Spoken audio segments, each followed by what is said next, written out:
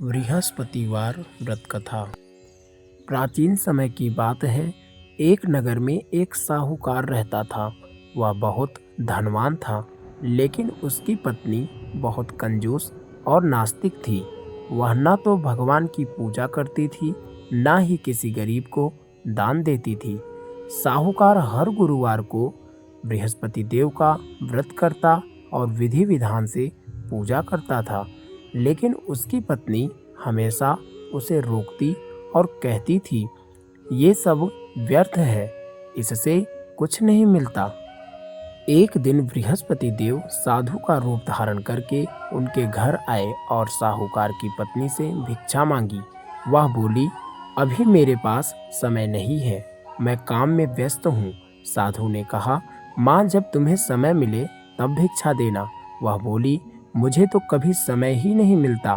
तब साधु बोले, अगर तुम सच में खाली होना चाहती हो तो गुरुवार के दिन घर का सारा अनाज और धन बाहर फेंक दो, फिर तुम्हारे पास कोई काम नहीं रहेगा।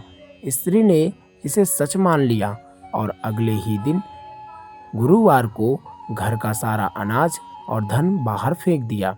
कुछ ही दिनों में वह और उसका पति गरीब हो गए। खाने के लिए भी कुछ नहीं बचा। अब वह स्त्री दुखी होकर दर दर भटकने लगी। एक दिन उसे अपनी गलती का एहसास हुआ और उसने मन ही मन बृहस्पति देव से क्षमा मांगी।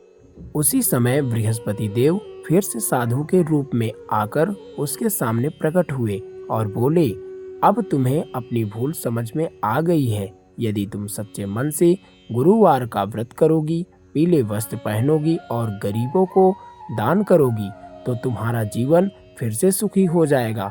स्त्री ने वैसा ही किया। उसने पूरे श्रद्धा और भाव से व्रत करना शुरू किया। कुछ ही समय में उसके पास घर और फिर से धन, सुख और शांति लौट आई।